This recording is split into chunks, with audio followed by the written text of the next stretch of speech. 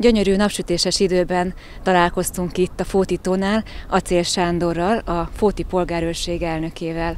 Nyoma sincs a télnek, viszont pár nappal korábban még korcsolyázók tömege foglalta el a Fóti tavat. Szabad-e ilyesmit tenni, hiszen ha hihetünk a meteorológusoknak, akkor néhány nap múlva, talán már a hétvégén is, -10 fok alá csökkenhet a hőmérséklet. Biztonságos a Fóti tó jege? Hát jelenleg nem biztonságos, de egyébként is élővízen korcsolyázni csak a kijelölt korcsolyahelyeken lehet. Ennek az önkormányzatoknak a feladata, hogy ezeket a területeket kijelöljék és a feltételeket biztosítsák ahhoz, hogy ezt a tevékenységet biztonságosan tudják végezni a lakosok. Fóton erre miért nincs lehetőség?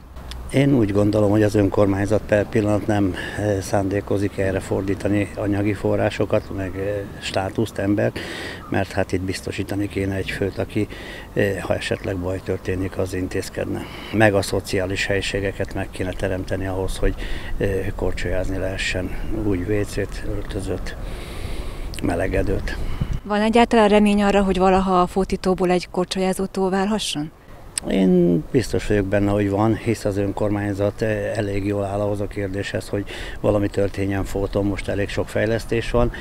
Kimondottan anyagi hátterű a dolog, akarat meg lesz hozzá, én bízom a képviselőtestületbe, pártoktól függetlenül.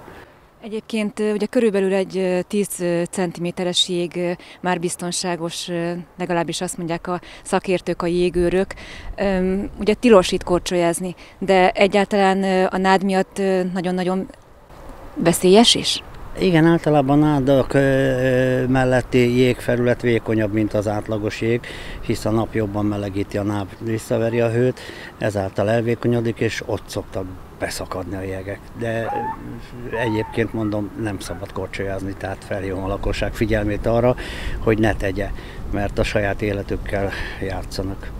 Tehát felelőtlenség, és talán nem éri meg, hogy kockáztassák az életüket gyerekük, vagy hát biztos, hogy nem éri meg, kockáztassák a gyermekük életét, vagy a sajátjukat. Sőt, én volt egy időszak, amikor olyant is láttam, hogy korcsolya élező ment a tó közepére, és ugye az agregátor, ami rezeg, hát nem is értettem, hogy tehet valaki ilyen. Ha ilyesmit lát valaki itt a tó jegén korcsolyázva, mit tehet?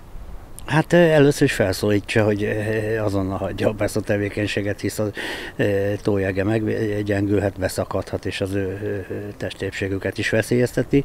A másik, hogy ha nem hajlandó rá, akkor bejelenti a polgárőrségnél, rendőrségnél, önkormányzatnál, közterületfelügyelőnél, bárhol. Tehát a fótiak keressenek valami biztonságos műjeget, igaz? Igen, én is azt tanácsolom, hogy ha inkább öntsenek ki valahol aszfaltra, útra mondjuk nem, hanem olyan területre vizet, ahol nincs alatta mély vízfelület, az biztonságos korcsolyázás szempontjából.